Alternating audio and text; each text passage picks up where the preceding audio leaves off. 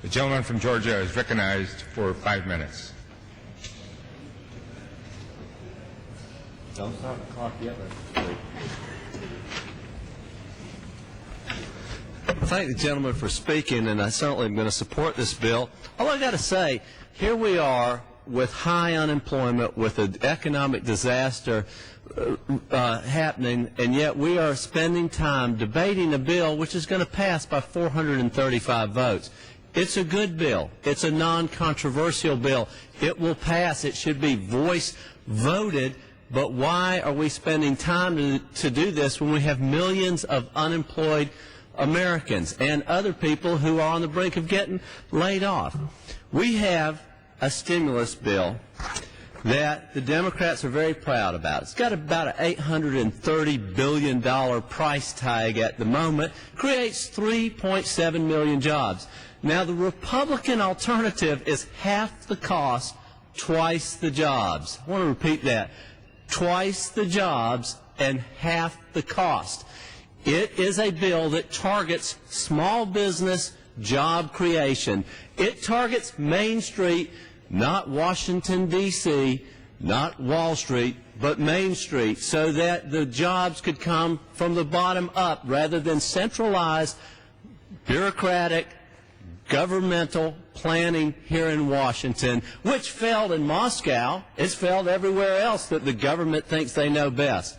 The Democrat bill cost $280,000 per job in a country where the household income on an average is $50,000.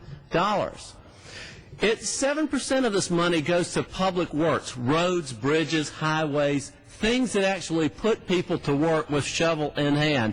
Only 7% of their money. And the nonpartisan Congressional Budget Office has determined that only 22% of the entire bill could be spent this year. So much for urgency.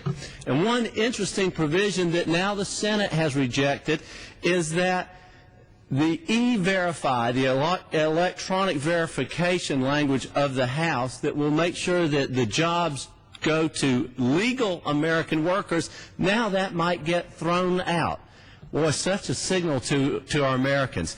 The Senate compromise continues the House folly of creating 32 net new federal programs.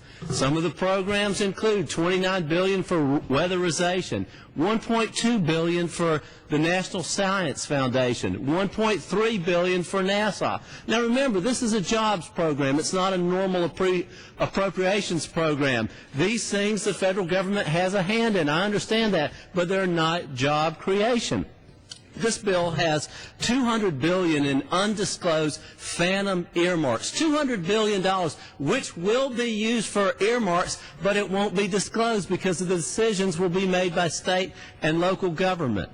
It contains about $8 billion for corporate welfare by saying to telecommunication companies who want to expand broadband, we know you're doing that right now with your own money, but we want to give you the money to do that. In fact, there's even language in there that specifies the speed of which the broadband tax credits will be available, and there's only one company that will be eligible for that. This bill rolls back the 10-year-long welfare reform. It eliminates the back-to-work provision in welfare. And you don't have to necessarily land the job. You have to be searching for the job for if you're able-bodied, and this bill eliminates that. This bill creates a brand-new program, $100 million to allow schools to buy new lunchroom equipment. Popcorn, anybody? Smoothies? Don't worry, the federal government will put the machine in the lunchroom near you. And then $100 million for an ag disaster, even though we just passed a permanent agriculture disaster bill in the Farm Bill. This bill still goes out and puts another $100 billion for it. This bill doubles the annual budget for the Department of Energy. It goes from $23 billion to $40 billion. This bill allows a new program which puts the federal government in charge of buying $300 million worth of electric cars like this. Now, I am a strong proponent of alternative energy, and I think that these cars have a purpose, but it doesn't belong in a jobs bill. We do not need that in a jobs bill at this point. The list goes on. This bill has $4 million for a federal high-performance green building agency. This bill actually has language in there to study the private sector profits in the Northern Marianas Islands and American Samoa. The gentleman, I yield it to the gentleman another minute. Gentleman is recognized for an additional minute. why is that money in there? What is the interest of the Speaker with American Samoa and the Northern Mariana Islands? What is that about? Why would that be in a jobs bill? To study private sector profits? There, it makes no sense. You know, our national debt right now is $10.6 trillion. We spend $450 billion each year just paying interest on the debt. That's almost as much of what we pay for the entire Department of Defense. We are letting the generation that's in charge rob from the next generation. That would be our kids. You know, Democrats and Republicans have done a lousy job of controlling spending, and certainly as a Republican, I want to say we have not done the job we should have done. But our worst deficit when we were in charge of Congress was $412 billion.